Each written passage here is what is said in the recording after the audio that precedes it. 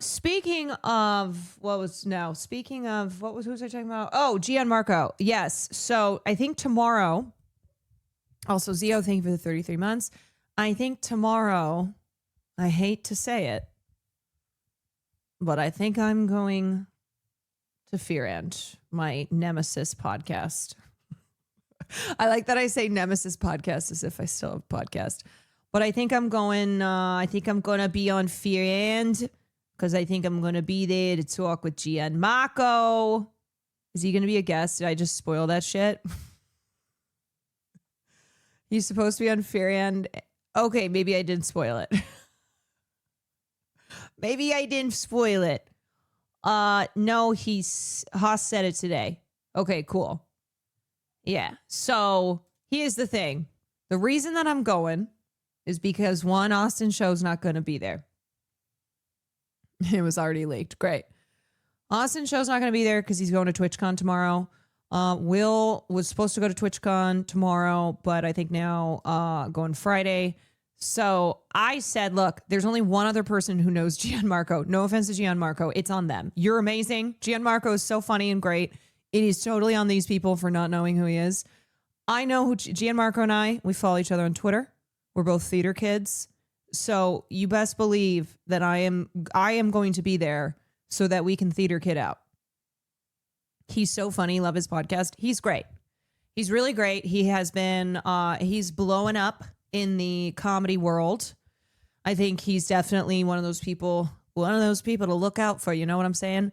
But yeah, so his whole thing too is he's like a comedian that combines club comic and theater kid. Like he is a theater kid who is a stand-up comedian, and it's a big part of his act.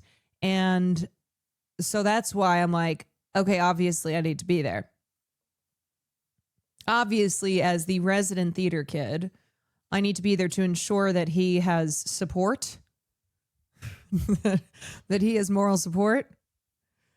You kind of are the perfect person to be there, though. Like, the fuck would the rest of Fear and even say? They don't understand. They don't speak theater kid language like I do. All right, let's watch Gianmarco's. I come from a fucked up family. Gianmarco Soresi's full comedy special on YouTube called Thief of Joy. Any tips for quitting cannabis? I've never had a cannabis issue, so I can't really speak to that, but I'm sure people in this chat can. I have definitely been a stoner at certain points, but I didn't struggle with it in a way. Like I struggle with nicotine. So step one to quitting cannabis, give it to me.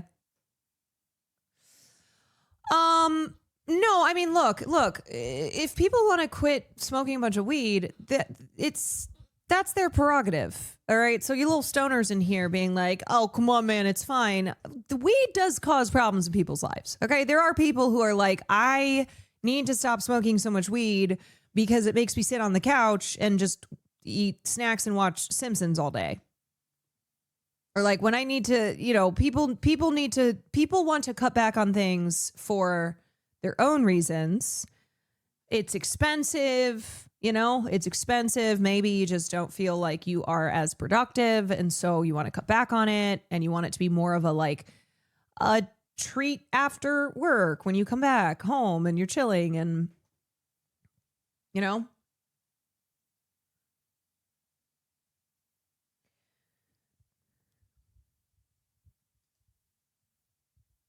The good news about quitting weed is there aren't withdrawal symptoms. So it's about your discipline. My advice is don't rebuy. Yes, that is one nice thing is you don't have, you don't get withdrawal symptoms like you get with other substances when you cut back or when you go cold turkey on I'm not saying that there might not be. Look, I'm not saying that if you smoke a lot of weed, that you stop smoking weed, that you won't notice maybe in the transition period that some things may happen. But I think, guys, I don't want to have to caveat everything I say so implicitly. I'm saying compared to other things, right? Like if you're an alcoholic, the withdrawal symptoms of quitting alcohol or, being a drug addict, like say being addicted to heroin, it's not the same. So basically the reason that we're emphasizing that is so people don't feel scared in cutting back on weed, thinking that it's going to be like Elliot in Mr. Robot when he's out for 3 days and he's shivering on the bed and he's having all these hallucinations. The way that withdrawal symptoms are often depicted. Anyway, all right, whatever. Okay, so this is Gianmarco. This is his new YouTube special that came out this year. He is going to be on Furion tomorrow, and I think I'm going to be on it as well. So this is called research. But also I think he's very funny. He has been a refreshing voice in the comedy space. A lot of his clips, especially around about Israel and Palestine, have gone viral. I think that's where he's gotten some internet notoriety. But he's great. Yeah, he's linked up, I think, with the Zoran campaign. So maybe you've seen clips of that. I love him. I just wish he was gay. I come from a fucked up family. And I know that doesn't make me special in this room.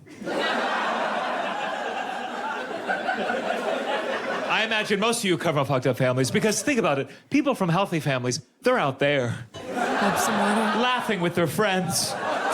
But no, not you. You needed a professional.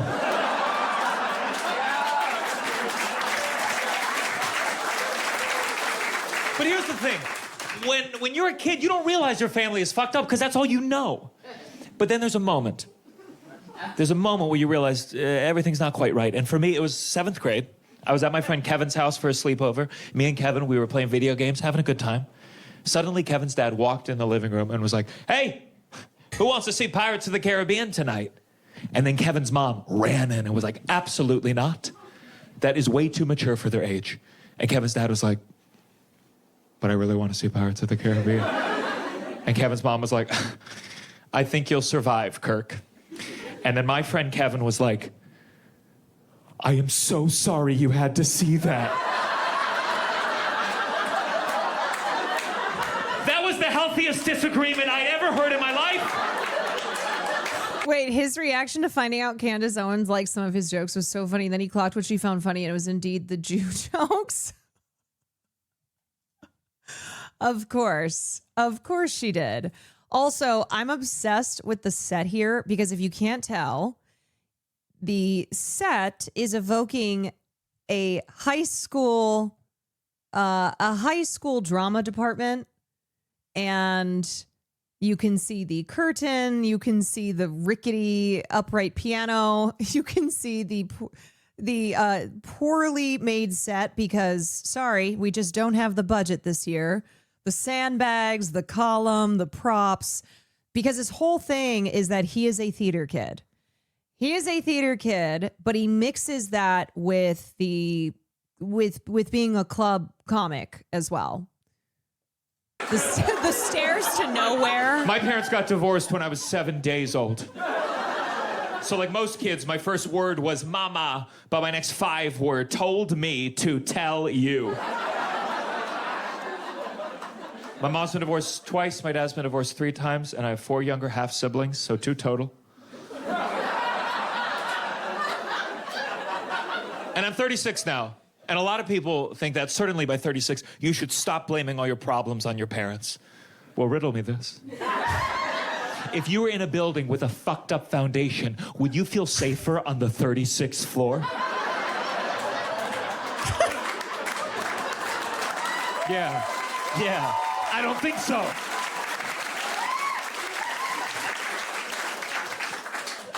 I had dinner last month with my ex-stepdad. There's not a convenient name for that relationship because it shouldn't exist. I don't know what's better, former stepdad, the dad who stepped down. I'm sure there's a German word for a man who used to fuck my mom. The only reason we still spend time together is because he pays for every meal, which technically makes him my sugar daddy, if anything. But it gets uncomfortable because the only thing we really have in common is a bad relationship with my mom.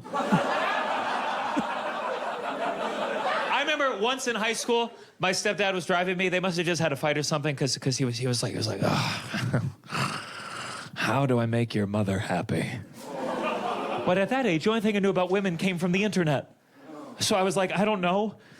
Have you tried spelling the alphabet with your tongue? I added 6 years to that marriage.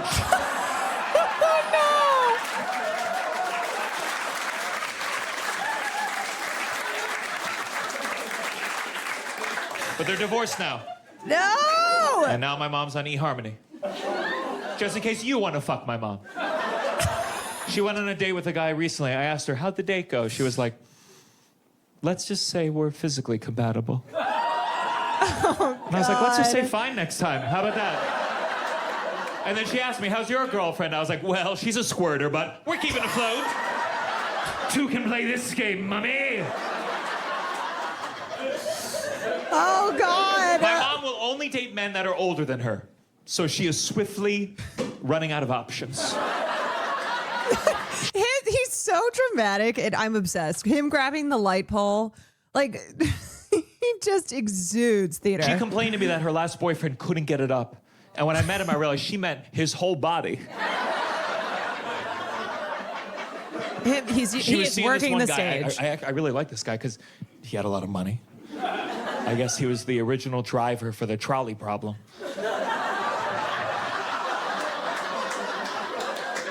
And the breakup's been very complicated because they adopted a dog together. This cute little dog named Reggie.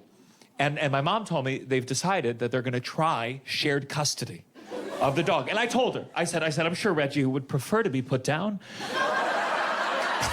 But she said no, she said they're doing it for him. My mom said she noticed whenever she brought new men back to the apartment from dates or whatever, she noticed that Reggie would like get really anxious and uncomfortable. And so now she only goes on dates when Reggie is at his dad's house. And I was like, oh, if only I'd been a Pomeranian.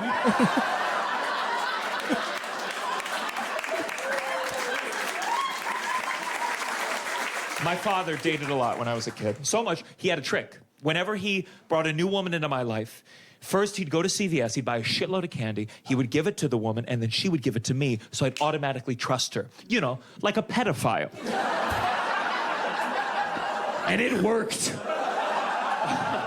I still get overly attached to women every Halloween. But then every relationship would end because my dad would cheat. He believed in what would now be called non-ethical non-monogamy. We didn't use those terms back then. Instead, he said, she just went crazy, son.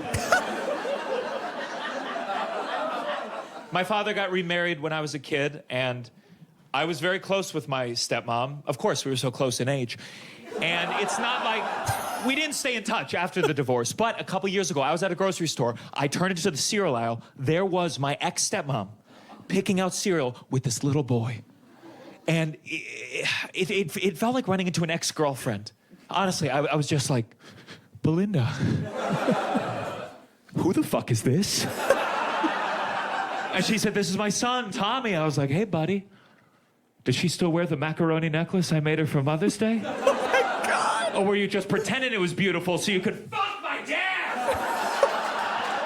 I hope you like sloppy seconds, you little bitch.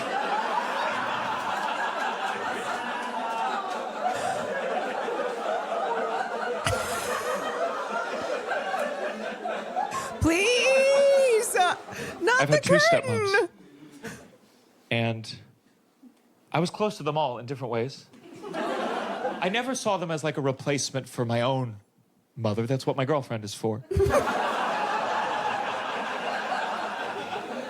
Stop. The curtain is killing me. And I'm going to talk about my girlfriend tonight, but I do want to be careful because I think what happens with a lot of male comedians is they'll notice something about their girlfriend or their wife, and then when they're on stage, they act like that specific trait applies to the entire gender. So I just want to be clear that this next joke is about my girlfriend. And I don't want to use her real name, so let's just call her Women. Women, hear me out, please, please. Please. Women are Jewish, and mine is no exception to the rule. In fact, my girlfriend grew up in a Hasidic community. Do you know Hasids? There's a lot in New York with the hats and the sideburns. They're always on the train reading the Torah. Every time I see a Hasidic Jew reading the Torah, I go up to them. I'm like, how have you not finished that yet? My God. Please get to the end before you buy the costume. You look insane. It's okay, I'm Jewish. I don't feel like I need to say that, but you know some people these days, they're like, I don't see noses.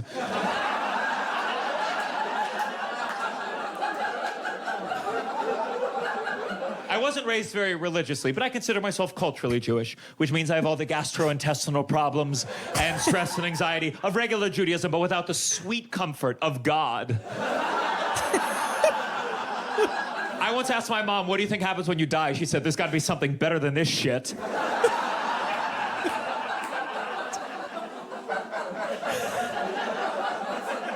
I celebrated most of the major Jewish holidays growing up. Passover was my favorite, because you get to read it at the table. And then that's the story where the Jews, we were enslaved by the Pharaoh, and then Moses made the plagues happen, and then we escaped, and we crossed the desert for 40 years. I liked it because it made Jews seem cool, but that was also kind of confusing. Because I was like, okay, how did we go from crossing the desert to now being known as generally frail? And I didn't know. I didn't understand until one day I went on vacation to Miami with my very Jewish girlfriend. And the moment we got to the beach, she was like, it's like a desert out here. And I was like, oh my God. What if Jews have been exaggerating this entire fucking time? We got stuck in traffic on the way there. My girlfriend was like, let my people go. The beach was a little crowded. She said, there's like 6 million people here. This is, I'm assuming, the part that Candace was laughing at. Yeah, you got it. You want cute jokes? Go see a Christian comedian. Jews have a dark sense of humor because when you're hiding in a closet from the Nazis, you can't be like, knock, knock.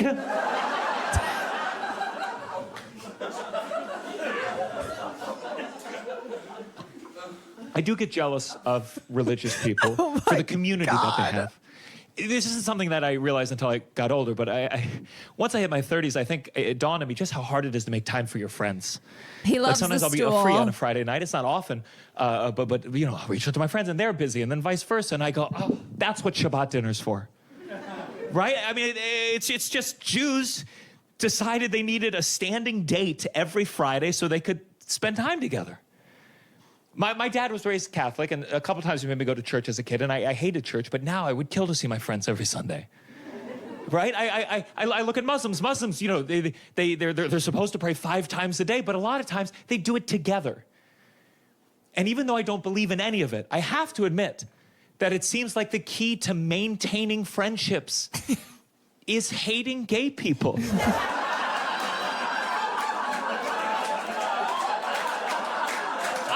About it, to be perfectly clear. But the facts are the facts. What am I going to do? I mean, the good news is that, like, you know, I don't think it's even possible to raise people that religiously anymore. It's a little East Coast bias, I'm sure, but a lot of my friends, most of my friends that were raised religiously, they went the opposite direction when they got older, right? Like I would say that the friends of mine that were forced to dress up and go to church every single Sunday, those are the ones that are now, like, you know, the militant atheists.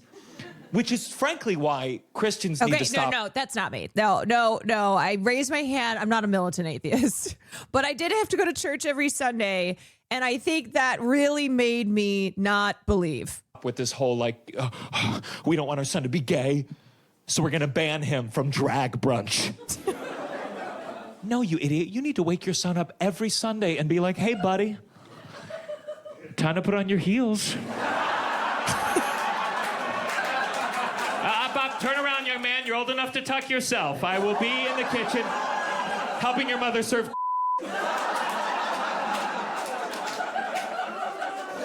I used to be a theater kid, but you could all tell, right?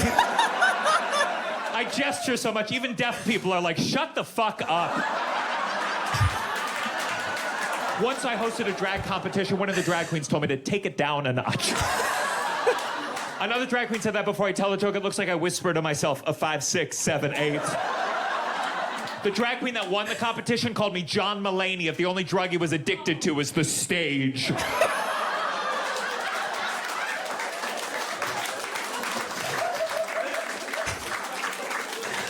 Megan, thank you for the 11 months. For musical theater. Thank you, Megan. Which is like having a PhD in imagination. Oh, I will be talking to him about this. I'll be like, so we were both theater majors in college. PhDs in imagination. My classes were called things like movement and voice and other things I had already studied as a baby. My only academic class was called Accounting for Actors, which was like regular accounting, but with a focus on negative numbers. The first lesson was how to file for unemployment.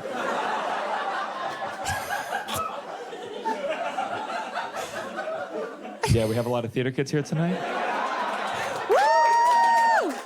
I figured because every comedy club I go to, they say to me, they're like, your audiences are very well behaved. And I'm like, it's not their first time in the ensemble.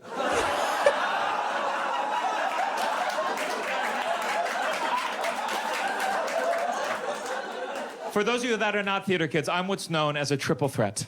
Threat number 1, as you've already seen, I can act. Threat number 2, I can sing. And threat number 3, I'm annoying.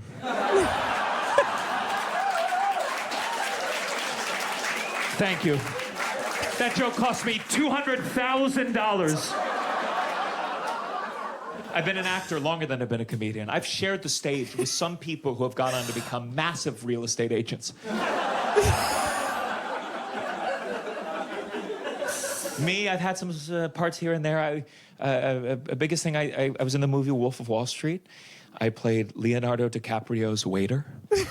So to prepare for the role, I actually became a waiter for 12 years. It's called extra work. You know, that's where you're on screen, but you don't have any lines. You're like furniture, but with dreams. It's method. It's method, okay? And I tried to enjoy it, but it's hard because it's like, I've never been so close to everything I've ever wanted, yet further away.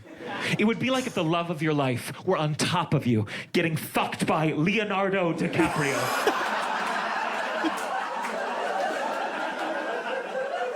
And listen, comedy is going great. It is. But I thought I'd be way more famous by now. I don't know what I was thinking. I couldn't get anyone in high school to like me, but maybe globally. When I feel down about my career, my mom, she'll say to me, you're an actor. Why don't you act like you're not depressed? So I say, Mom, you're a yoga teacher. Why don't you go fuck yourself?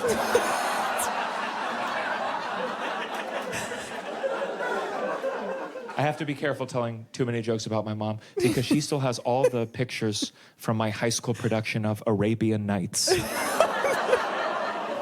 She could get me canceled with one Instagram post. If I ever go too far, she'll just type, you'll always be my little Alibaba. Oh, no! There's a lot of pictures of me on Facebook from problematic high school productions. And I know I should delete them, but I want everyone to know I was the lead.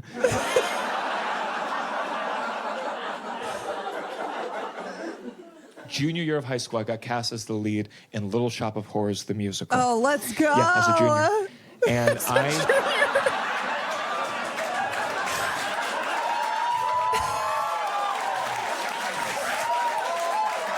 Oh my God, I am totally going to tell him about how I was always like the only non-white actress in my theater departments. And so I always had to play the whore. I was always the whore. And I remember I walked out on opening night and I almost broke character because there in the third row were my divorced parents sitting next to each other.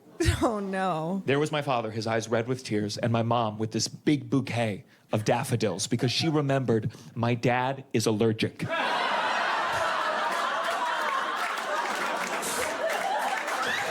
Did I ever tell the story about when Liz, so my sister Liz, who was just here, so of course my siblings got dragged to see every show I was in, and we did a production of Seussical the Musical. I think this was my senior year.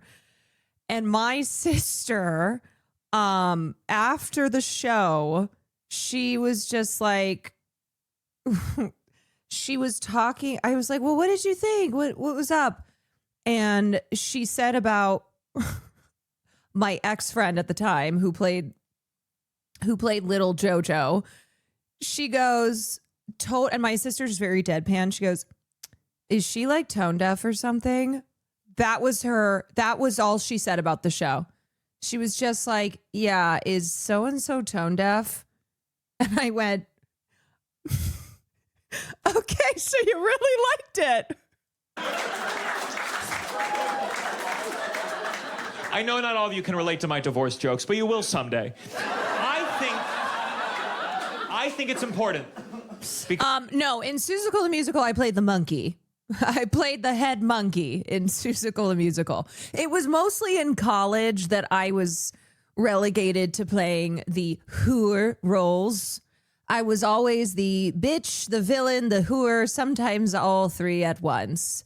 And in Cabaret, they dressed me up. I played Fräulein Kost, the Nazi prostitute role, and they put me in a kimono. I had chopsticks in my hair. Because I did a family show once in New York, and after the show, this little kid ran up to me. He was there with his mom, and he was shy, but he was like, my parents are divorced, and you're really funny. Aww. And that's why I do stand-up comedy, to meet single moms.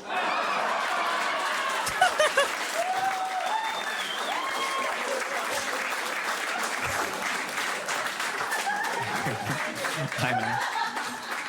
Some guys like being called daddy in the bedroom. I prefer son.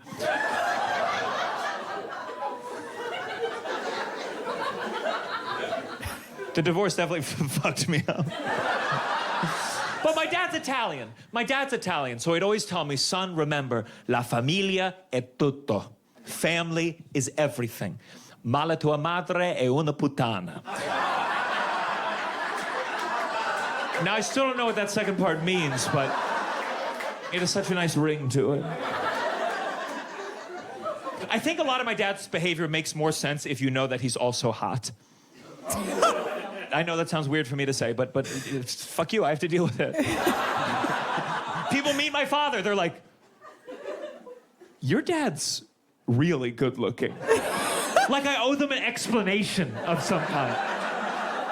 My dad once picked me up from middle school, and I mean once, and a rumor started around my grade that I must be adopted. And it really hurt because my dad started it.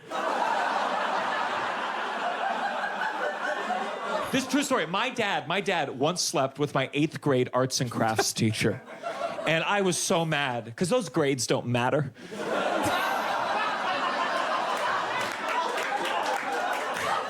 And he felt bad. He was like, how can I make it up to you? I was like, you can fuck my 78-year-old algebra teacher, Mr. Breyer.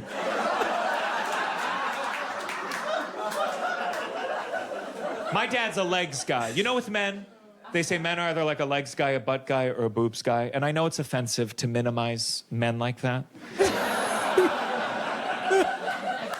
But if my dad sees a tall woman, he's like, son, She's got legs for days. Because that's the only way you can measure legs in this dumb fucking country of ours. Legs for feet sounds like a horror movie.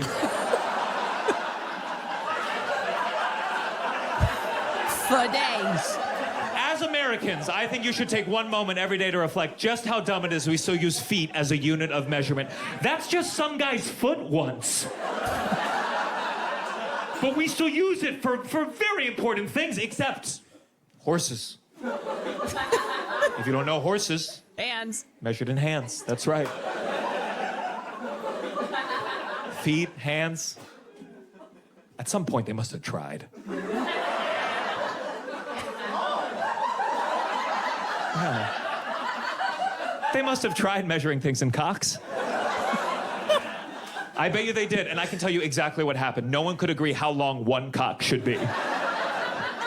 I'm sure at first they went with the average. That makes sense. But then the bottom half of men stormed the Capitol and were like, what the fuck? My cock is only half a cock. This is not gonna stand. So then they had to make the cock smaller and smaller until no man felt insecure, and that's how we got the centimeter.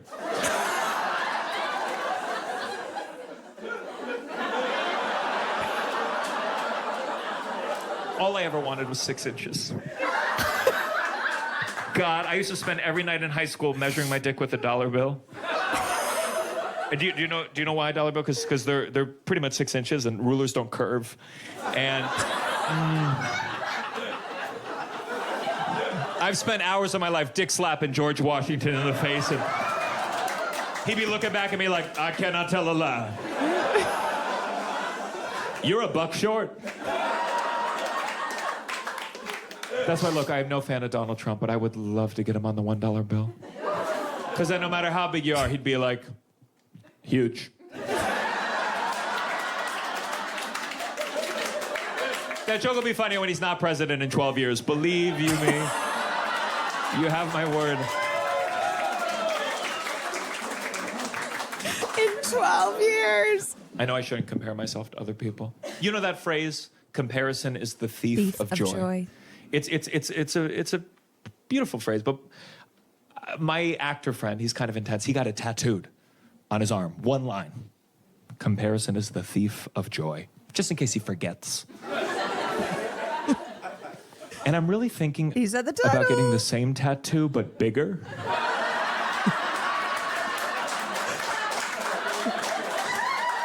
And if he gets mad at me, I'll be like, comparison is the thief of...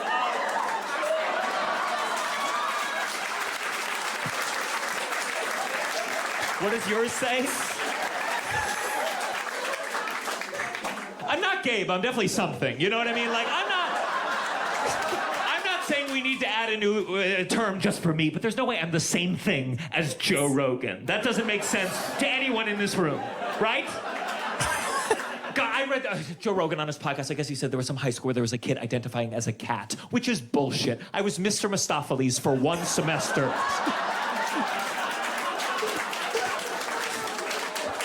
I don't know what it is about me, but I post pictures of myself online. People accuse me of gay baiting. I'm like, you can't blame the worm for the kind of fish that it catches.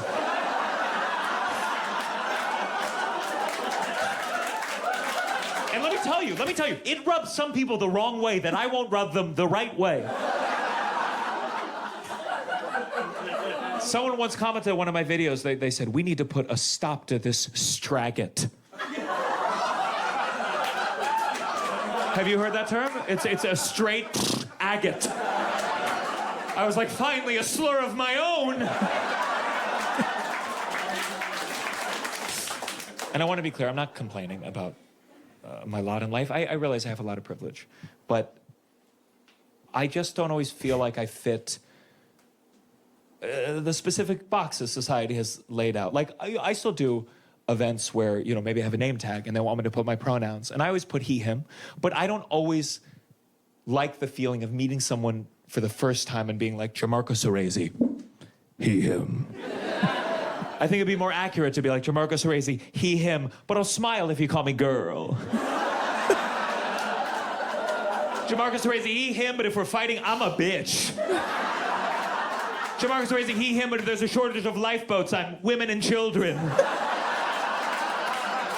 Miss Jackson, if you're nasty.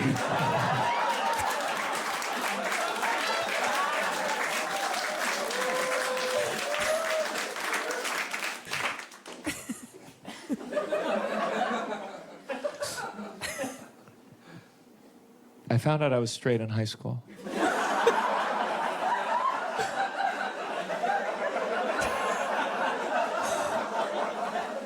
And it wasn't easy. My mom didn't believe me, but I knew. So extra, I know. I knew because I went to 6 musical theater sleepaway camps. And if you've never been to musical theater sleepaway camp, all the guys, they go in straight, come out gay.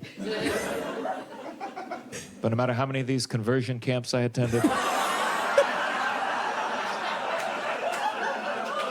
I still wanted Liza Minnelli to sit on my face.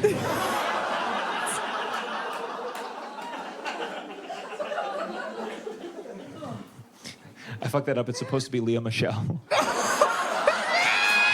But I think the truth is, it's Liza Minnelli.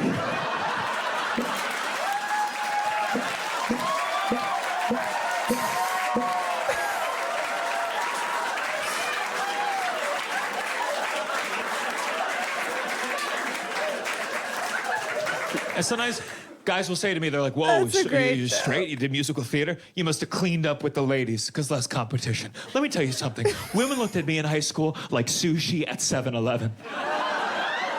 Even if they were in the mood, they don't trust it. If anything, high school was a nightmare because I go to all these theater parties where at the end of the night, you know, we'd all be drinking, smoking. Suddenly, all the women and all the gay guys would just start making out with each other. And I'd be in the back like, whose dick do I have to suck to get some pussy? This is insane!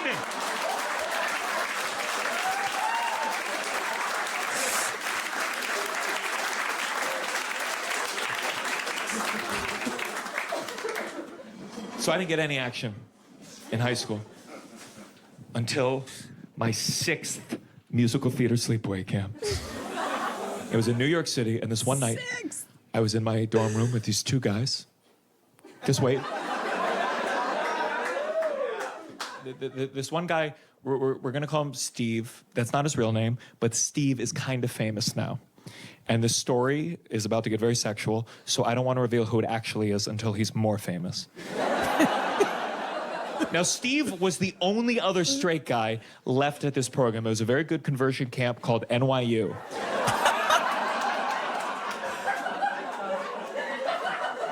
So, setting the stage, it's me, straight guy Steve, and then this guy named Garrison. Now, Garrison was gay, and I mean that in the derogatory way.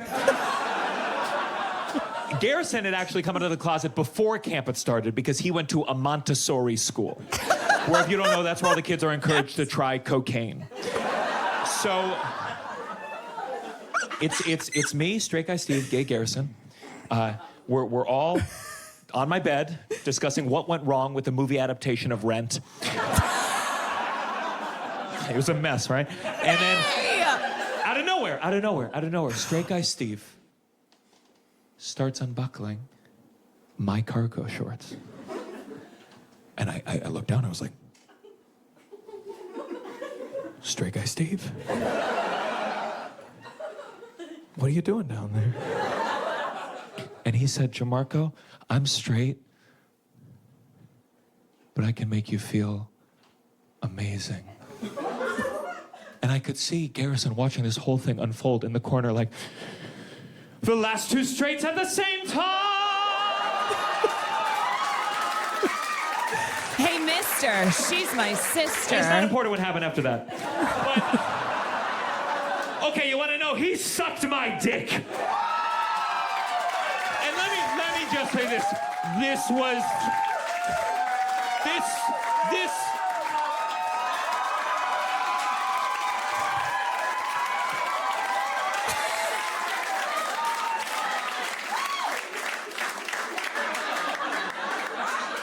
I feel I've set you up for disappointment because I couldn't get it out. And let me tell you something. I mean, Steve was working, okay? I mean, it was clearly not his first blowjob. You know what I mean? Because he was using different techniques. He was using his hands. He was doing like regular, and then like the twisty, and then like rolling the snake, and mime climbing a rope, Spider-Man, step team. But I think he got so exasperated that without looking up, Steve just scooted over, started sucking Garrison's dick, which was ready to go. And I remember lying on my side watching straight guy Steve blow the fuck out of gay Garrison's big fat cock like, God, I am so lonely. Blackout. Now, obviously, rumors got back to the camp. But the next theater party I went to, I found out everyone was saying that I was the one who sucked Steve's dick. And I've never gotten so much pussy in my entire fucking life.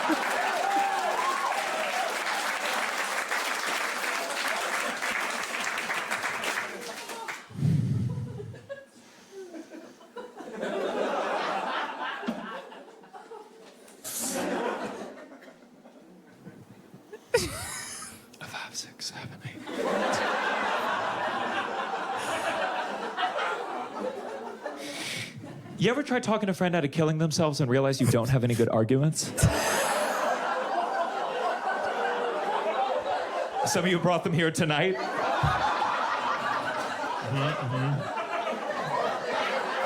Stay strong.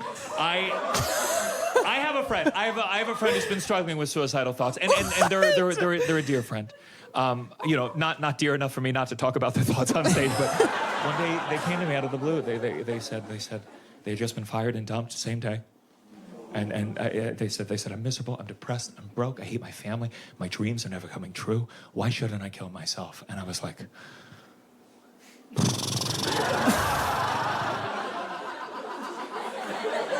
you'll go to hell? I understood religion more as I get older every day. You know, sometimes you need to believe that there's something worse than staying alive. Listen, some of these jokes are going to be disrespectful to people who've actually taken their own lives, but none of them are here tonight, so I want you to just enjoy it, okay? Because, listen, my friend is doing better. My friend's doing fantastic, but it was touch and go for a while last year. Like, one day I woke up, my friend had texted me 3 things. It just said, I love you, I'm sorry, goodbye. And so I called immediately, of course, and it went straight to the voicemail. And I called again, straight to the voicemail, called again. Every time it'd be, hi, it's Alice. Leave a message, I'll call you right back. Beep. Which is why I need to tell you guys, if you are struggling with suicidal thoughts, update your voicemail. If you call my voicemail, I'm just like, hey.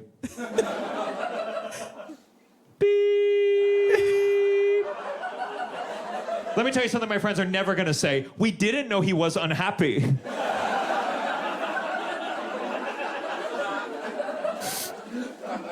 And I'm doing fine too. But I once misdialed the suicide hotline, accidentally called a psychic. And if I'm being honest with you, that's what got me to stop being suicidal. Why would I kill myself right before I'm a movie star?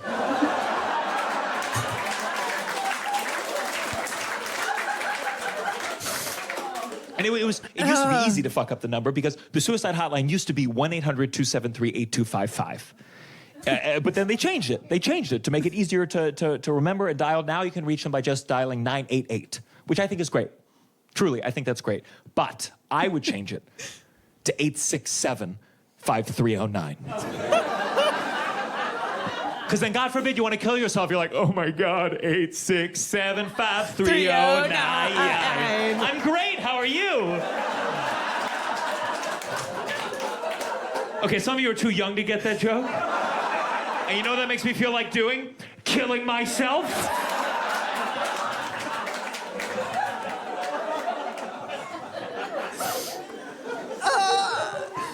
I keep wanting to lean, but this is very light, so it's like...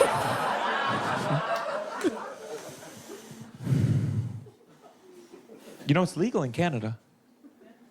Did you know that? Canadian healthcare covers taking your own life. We have that in America, too, by the way. We just call it not giving people healthcare. It's kind of a delayed release euthanasia. If you want something more fast-acting, you got to become a healthcare CEO.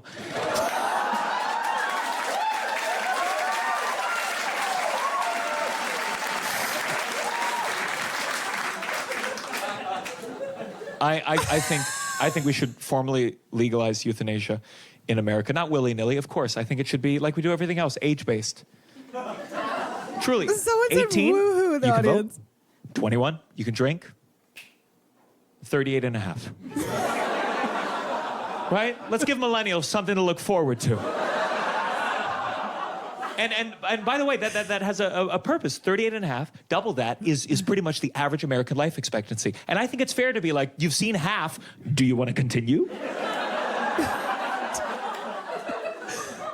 You guys are doing great with this, by the way. That was like, what, 12 suicide jokes in a row?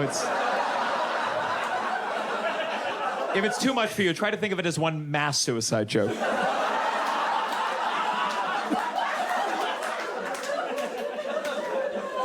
Oh my God. And look, I don't want anyone to kill themselves. Least of all, my friend. I need them creatively. Oh my God.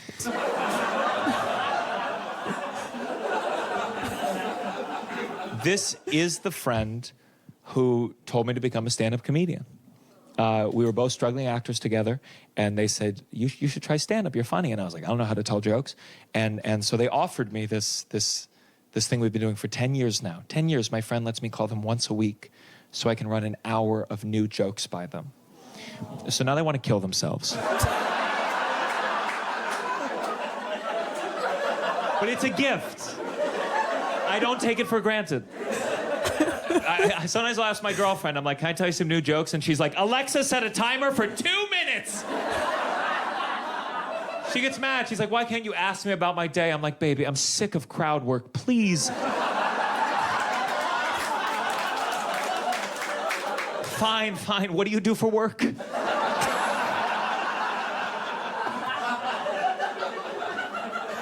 girlfriend's his manager, too.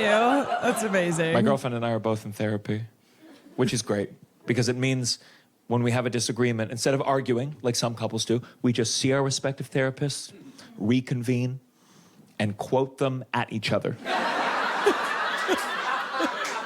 She'll be like, my therapist says you prioritize work over spending quality time together. I'm like, okay, well, my therapist says she could beat the shit out of your therapist.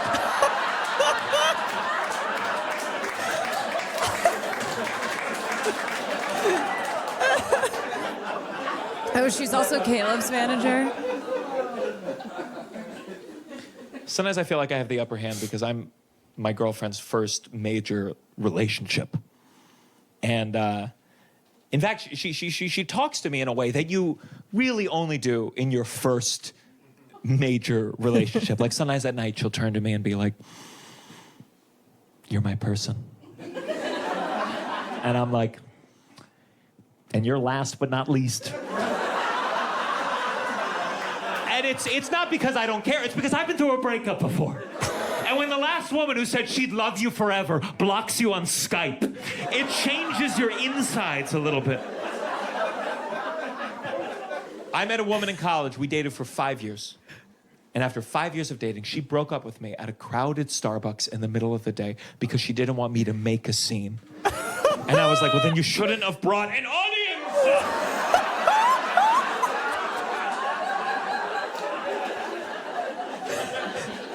This happened in 2012, so it's still a little bit raw, but Oh, God. I was so desperate to win her back. I'm so young and dumb.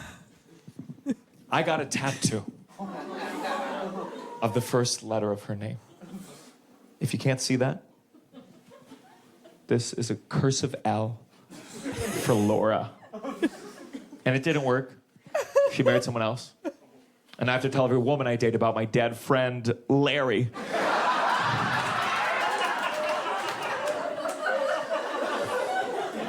Unfortunately, my current girlfriend knows what the tattoo actually stands for, which frankly is my fault for hooking up with an audience member. But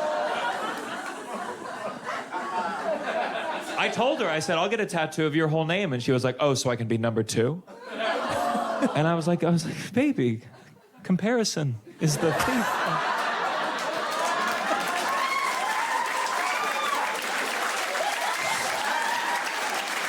Thank you. She does not find any of this funny, by the way. I want you to know that. We got in a big fight about it. I think it was because we had our 4th anniversary last year, and I think something about that number for her, my girlfriend, she told me one night, she said, look, I've been thinking about it. If you don't make plans to get rid of that tattoo, or cover it up with whatever you want, I don't think we can stay together. And I was taken aback. I was like, baby, what about my Larry joke? She was not persuaded. So I decided to compromise. I told her, I said, okay, look, let me figure out a way where I can film a comedy special. Where I can tell all my jokes about the tattoo on film. And I promised her, if that doesn't win Laura back, I will get it removed the very next day.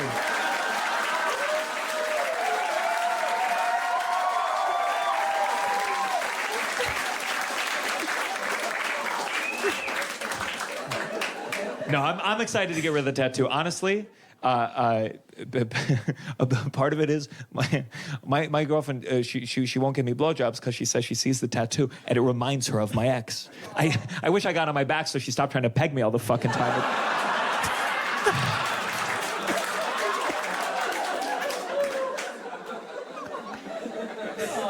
She really does want to peg me. And by the way, I don't think it's to be nice.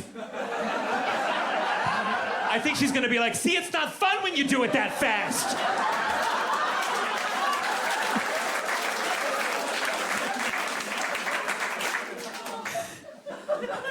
I'm excited to build my life with my girlfriend. She's really, every aspect of my life, she's improved, except for sleep. Sleep's been tough because my girlfriend has night terrors.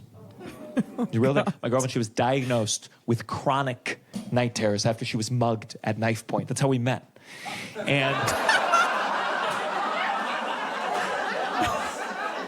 if you've never shared a bed with someone who has chronic night terrors, what it means is that we'll be asleep, and then in the middle of the night, my girlfriend will suddenly be like, someone's breaking in. And I'm like, where? And she's like, she falls right back to sleep. But I have chronic anxiety. So I'm awake the rest of the night, making me the only victim of both our mental disorders. And then she has no memory of the night terror, so in the morning she rolls over and is like, did you sleep okay? It's like a rapist asking, was it good for you?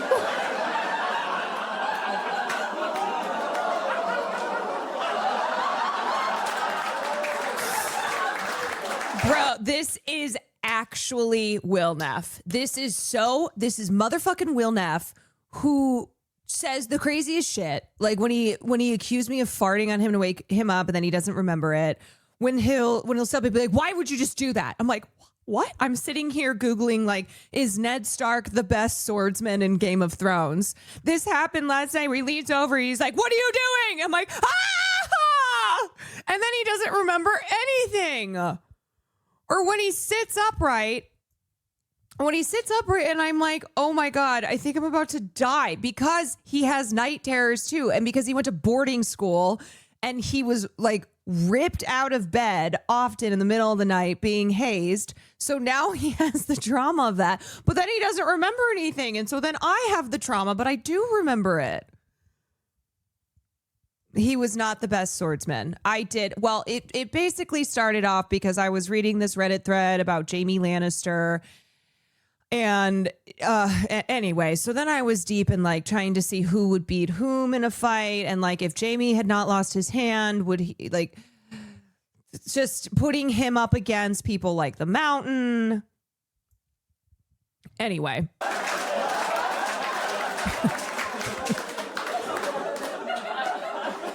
He's not even the best swordsman who's a Stark. And she's been to doctors. She's tried medication. Nothing works. I just have to accept the fact that I share a bed with a malfunctioning police scanner every night of my life.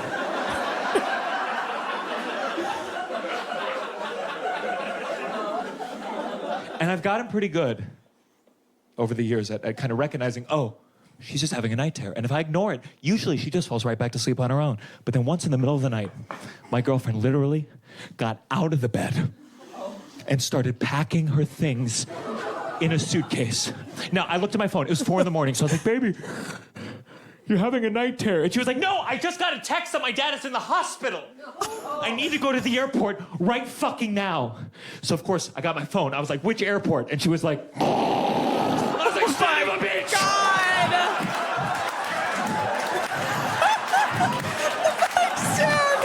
They're getting smarter.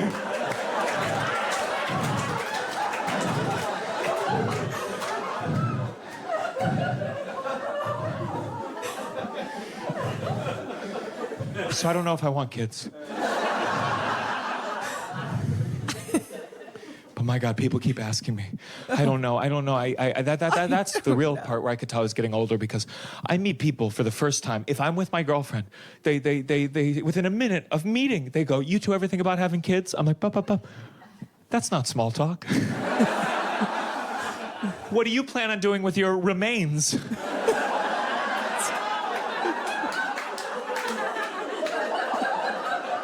And don't get me wrong, I want kids for social media purposes, of course. God, I make so many TikToks with those little shits. They'd be begging to work in the mines. But I don't know, asking me about kids, it feels theoretical, because I live in New York, I work in entertainment, I don't have friends that have kids, I don't really work with kids, so it's like asking me if I want a kangaroo.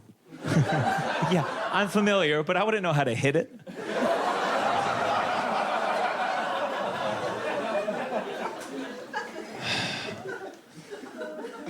I can be theoretical about it. For my girlfriend, it's different. She's 34. My girlfriend got her eggs frozen last year, which was my idea. I told her instead of getting serious, we should defy God's will.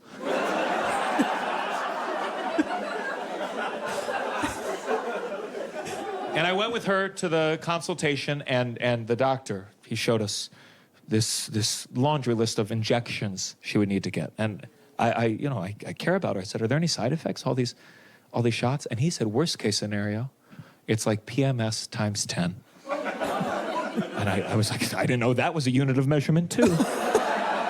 I said, why, doc, why? And he said, well, because once a day, she's gonna need to get a full injection of estrogen, which, if you don't know, that's like dating a werewolf and injecting the moon.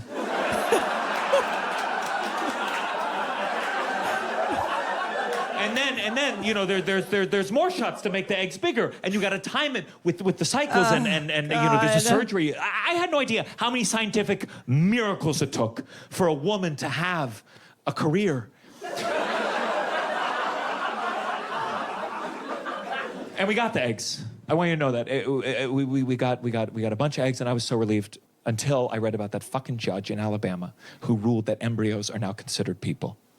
And I know eggs and embryos aren't the same thing, but you see the way our country's going. We're like 2 rulings away from my girlfriend becoming a mother of 19. Republicans always act like they're helping families, but think about that. 19 kids growing up without a father.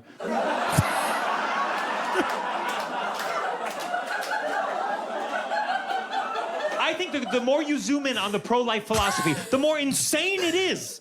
This judge is basically saying if any might come, gets on those eggs, they automatically become fully fledged human beings. I can't come on someone until I stop seeing them as a human being.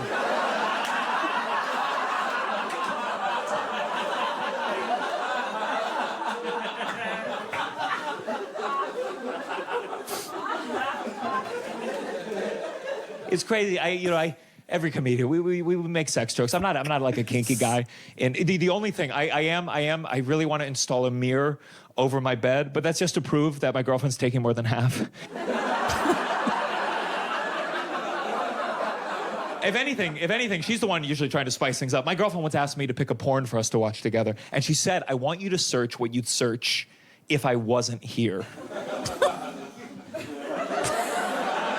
So I put in my usual search, women who look like my girlfriend.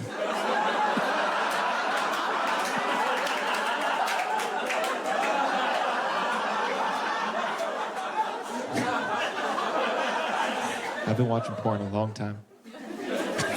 And not just today.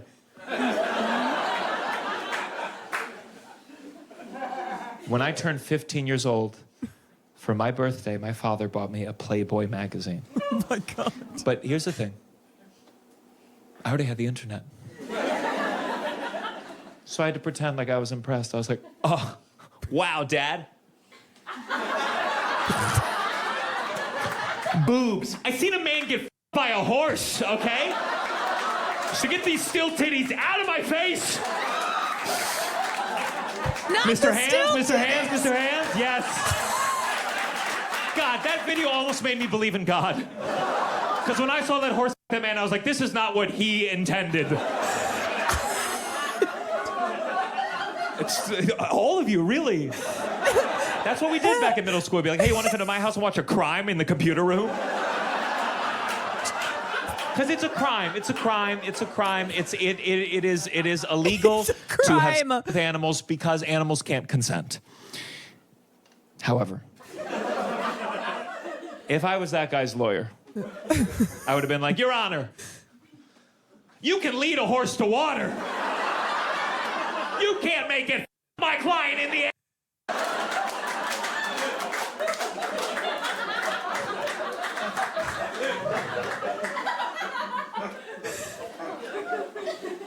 I want to play a lawyer on Law & Order SVU so goddamn bad.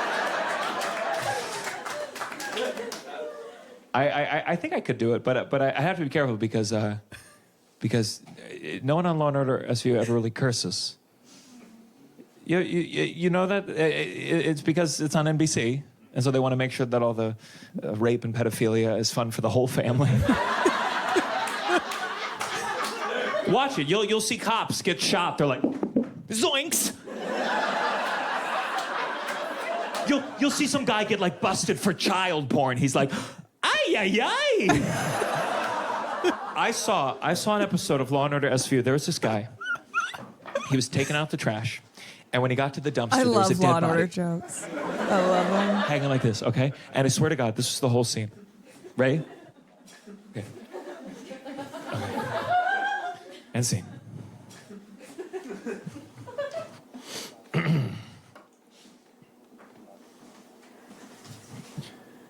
I don't remember throwing that away. Are you fucking serious, dude? Let me tell you something. If I was taking out the trash and there was a dead body in the dumpster, it'd be a little something more. Like this.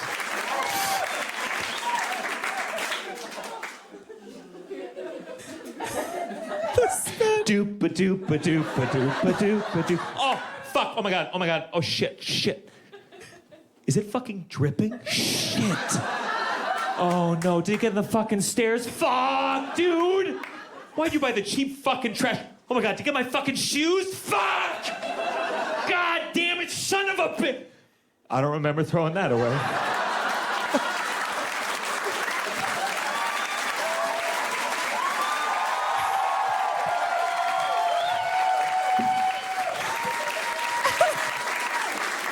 Wait. Okay. I messed up one part. Not that last scene. That was perfect. But okay, just keep rolling. Just keep rolling. Do you remember? Do you remember my? Do you remember the guy on the computer? Ay ay ay. That guy. Okay, I just want to get it right because I said he got busted for child porn. And I learned this on an episode of Law & Order SVU quite recently, but it's like a real thing where you're not supposed to use the term child porn because it implies that it's like consensual pornography. You know, so the appropriate term is child sexual abuse materials, which makes sense. But that's a lot to type with one hand.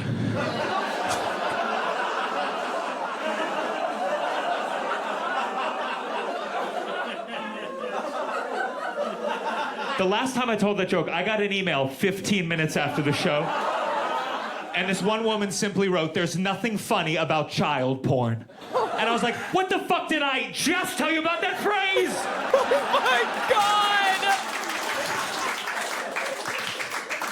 I've been listening to the other. I thought it was John Mulaney. No. He's definitely got a lot of. He's got a lot of Mulaney. That I have sometimes as a comedian, where like, I want to be, you know, joke first at all times. Comedy is number one, but then there's another part of me. And it's been there since I've been a young man growing up in D.C. where I'm just like, I want everyone to know how progressive I am. And those two things do not always go together. Because I think, certainly today, a big part of being progressive has to do with language. You want to use updated language and terminology because you want to be sensitive to other people's feelings. And that's not funny. And I'll be honest with you, I'm not always willing to sacrifice the bigger laugh for the greater good. I have a joke that I'm going to say later tonight.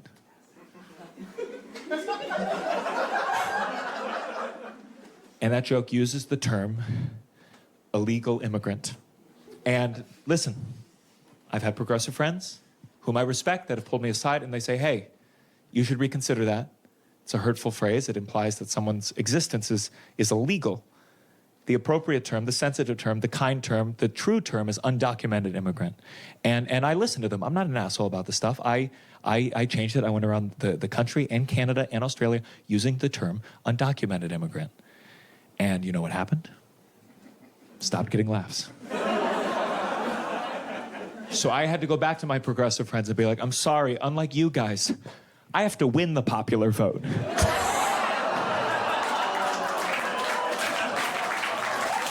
Look, my jokes are leftist, but they're disguised in centrist language because they need to work outside California.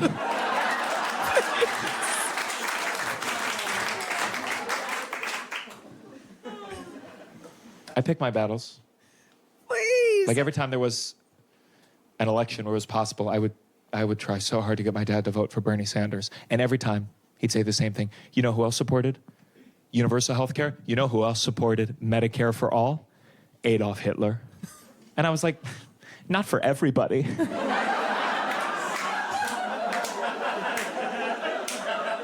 I tried turning him into a socialist, my 71-year-old father. I told him, I said, give me one good argument against giving people free access to a college education. So he sent me a link to my website.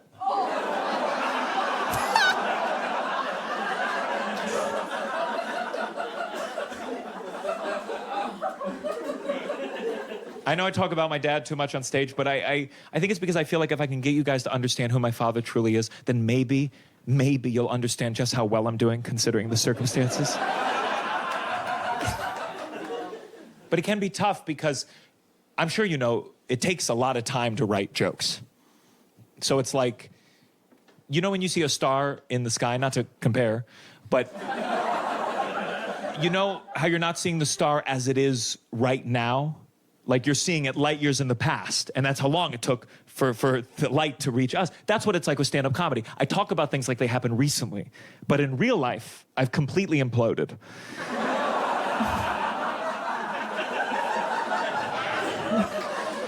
And sometimes, star is dead.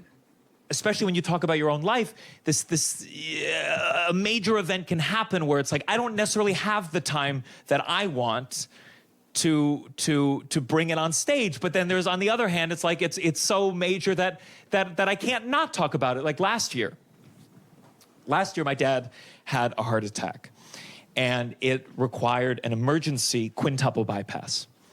And, it's an extremely serious situation. So he called me. There was some space before the surgery, like pretty much 24 hours. And he said he wanted me to come down so we could go over his will and testament. And I said, of course. And he said, I want you to know if anything happens to me before you get here, that I will be at all your shows in spirit. And I was like, oh, just like when you were alive.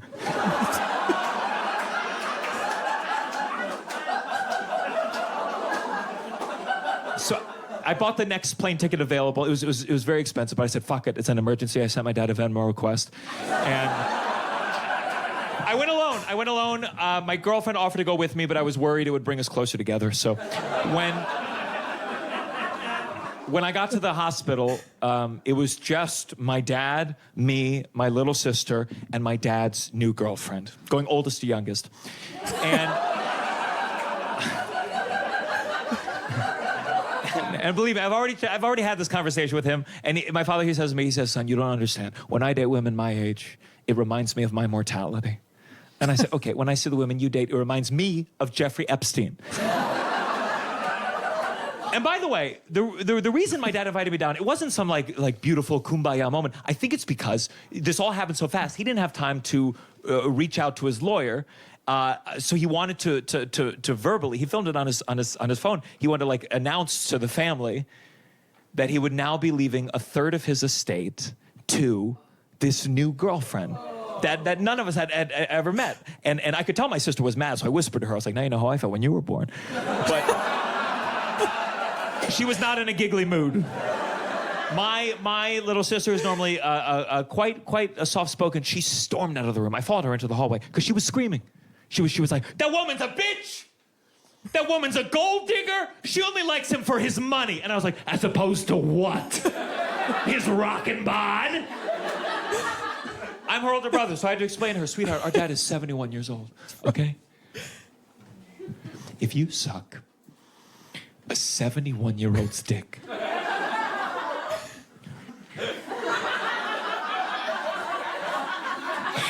you get to be in the will.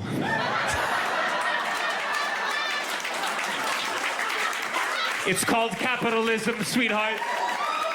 What are we doing? Calling once a week? She is putting in the hard labor. Gold diggers are like illegal immigrants. Everyone gets mad at them, but they're not taking the jobs any of us want to do.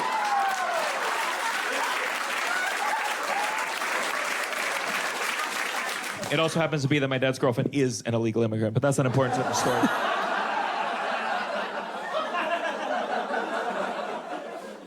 So, we got back to the room, and just in time, because they were prepping my dad for the surgery. And, Someone in chat said this is a major surgery. There's multiple doctors and nurses, and, you know, amidst all the computers and wires, I was barely able to give my dad's hand one last squeeze to remind him of the Venmo. And I could tell that my dad was very scared, because he said to me, son, would you do me a favor? Tell your mom I'm sorry. And when he said that, hand to God, my mom was calling my phone. And I was like, oh my God, Dad. You could tell her yourself.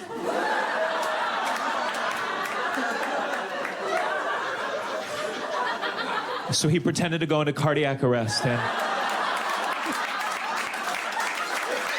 they rolled him to the OR. I called my mom back. I told her what was happening. We placed our bets. And, oh, you can do anything on DraftKings. It's incredible. And then a quintuple bypass, if you don't know, it can be like a 5 to 6 hour surgery. And, his delivery is so if you've ever good. dealt with like something like this, it's kind of surreal, because in the beginning it's very intense and very emotional. And then, frankly, it's kind of boring. So after it was all kind of like, okay, everything's on track, my sister, she kind of went and got breakfast, and I manned the fort. And then she came back, and I thought, you know, she wasn't quite ready for it, but I decided to bring my dad's new girlfriend out to lunch. And I brought her to like a really nice steakhouse that my dad brought me when I was her age. And I told her, I said, get a filet mignon, get a lobster, it's on me. Thank God she just wanted butter noodles. And asshole. She's very mature for her age, and she told me about her life. I told her what it was like to be alive during 9/11, and Oh my God. I even ordered some wine. I let her have a sip when the waiter wasn't watching, and she was like, bitter.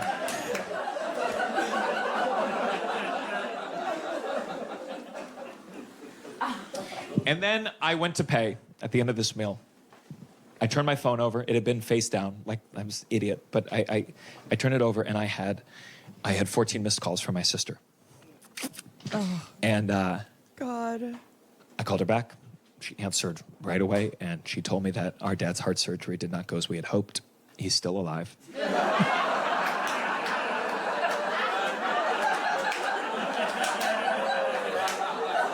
When we got back to the hospital, the doctor had a big smile on his face, that smug son of a bitch. And I could tell my dad was feeling better because his first words were, "Tell your mom I take it back." And then the doctor told me, the surgery was so successful, he said, when your dad's fully recovered, he's gonna feel like he's back in his 50s. And I was like, do you know what that means? Oh, no. Doctor, that means there's a chance in this hospital someone is delivering his next girlfriend.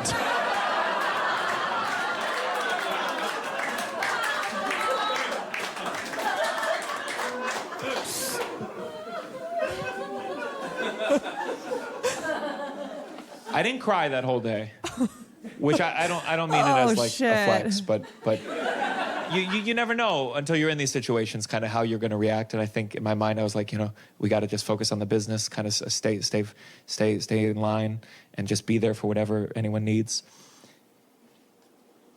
But then at the end, as we were like just waiting for my dad to feel good enough that he could leave the hospital, the nurse brought me and my sister an iPad that was playing an industrial of like a video showing. It was like showing it was like a family showing how to take care of a dad after heart surgery, and so they're showing how to like put him into the wheelchair, and then you get to the wheelchair to the car, and there's this one scene at the end where the son in the video is showing how to put the seatbelt over the post-op pillow. This like big heart-shaped pillow, actually, and in this scene, I mean, he's practically hugging his dad like as he buckles him in, and it was that part that my sister, she turned to me and she was like, "Oh my God, are you crying?"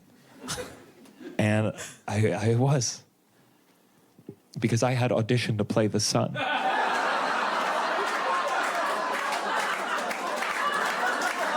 Thank you very much.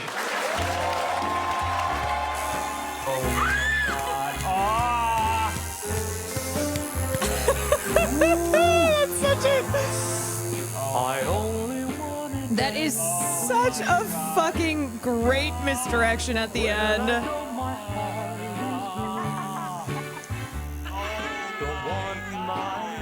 That was really good. He got the tattoo turned into a bouquet of flowers. Amazing. You know what?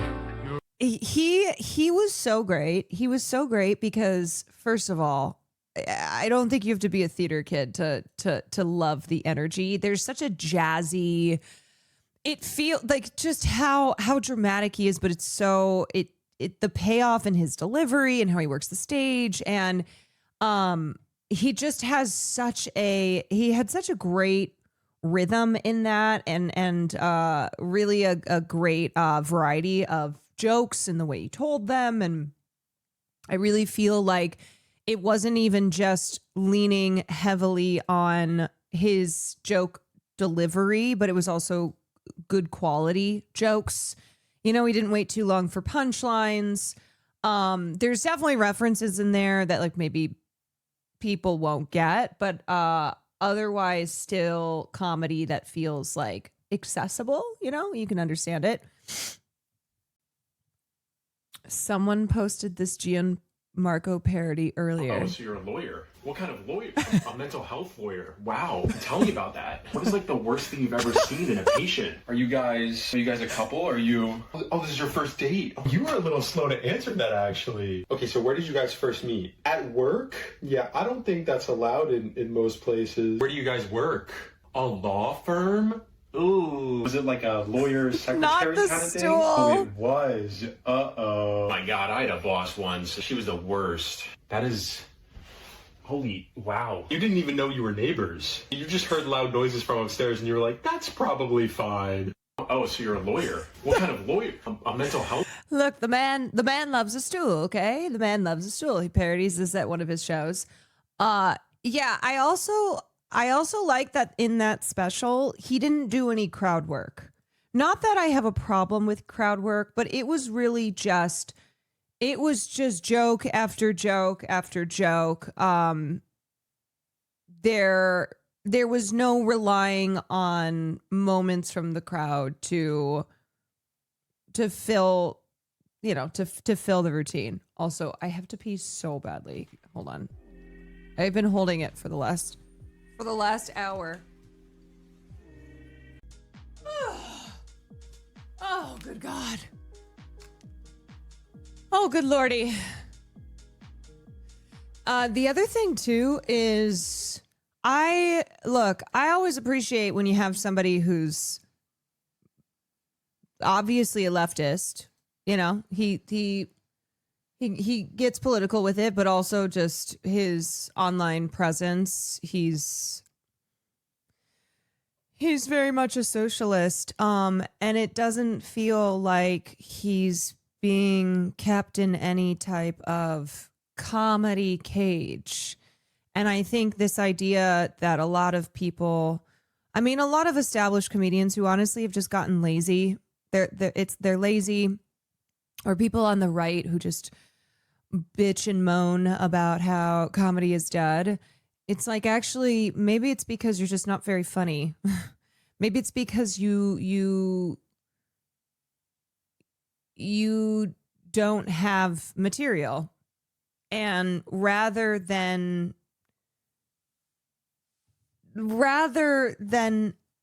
having to accept that and be better, like, it sounds like a skill issue. Seems like a skill issue here. And instead blaming it on the woke crowd as to why you no longer are funny. Meanwhile, Gianmarco Soresi, Caleb Heron, Tim Heidecker. There's a lot of people there's a lot of leftists who are very funny, and you don't get the sense. You don't get the sense from them that they're like biting their tongue or anything. Times I was supposed to spend it with my cousin, but he got caught up at work. Oh, we've watched some of these. He's so funny. We're proud of you, Luigi. Gianmarco.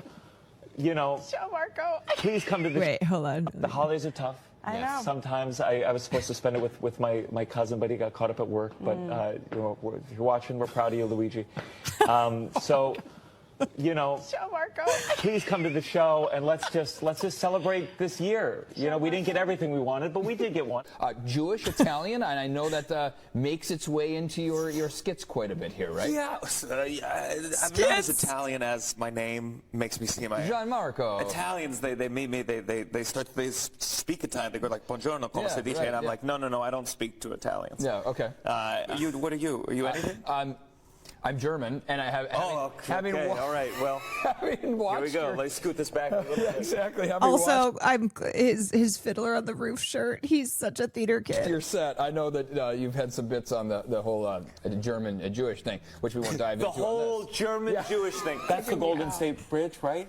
No, okay, so this is the gray one. It's the Bay Bridge. The Bay Bridge. Her not as cute. Okay. Yeah, and also it's just a gray day. This is Golden Gate. Okay, because Yeah. I'm gonna visit that one depending on how the shows go tonight. All right, well, just a little pro tip for you. Don't get blown away. Did you catch that? Wait. Okay. I'm in Chicago right now, and last night an audience member came up to me, and she said not only was it her first stand-up comedy show, it was also her last. So, yeah, she had cancer. So we are going to have a really good time tonight. I was in Chattanooga, Tennessee. I love And all these local news appearances. in this taxi, and he asked me where I was from. I said New York, and I mean he gasped so loud it almost startled the horse. And he was like, I hear New York is filled with crime, and I was like, I've heard about Chattanooga. Nothing. When my agent said I had a gig in Chattanooga, I Googled what country is Chattanooga in, and then I fired my agent. At Sacramento Punchline this weekend. I found out on the way here that they're all sold out. So All the shows are sold out. you don't need to be I don't here. need to be here. So my manager, He once worked with Bert Kreischer, and he tells every time I say it's about to sell out. We don't need to do any press. Yeah. And he says Bert Kreischer. He one day he went to a morning show and it was sold out, and it was so cool. Saying it's not cool. Do I look like Bert Kreischer to you? No. You want to be Bert? Oh no. Here we go. I'll do it. Ready? Bert famously likes to go shirtless. Oh no. He's committing to the bit. Okay. Okay. Hey, sold out all the shows. Sold out all the shows. We did it. We did it. Gianmarco, if I was as fit and trim as you are, I would join you in the shirts off. But unfortunately, Well, I'm only like this because I don't have time to eat anymore because I'm doing morning press for shows that are sold out. They're sold out already. So what are we doing? Okay, Gianmarco.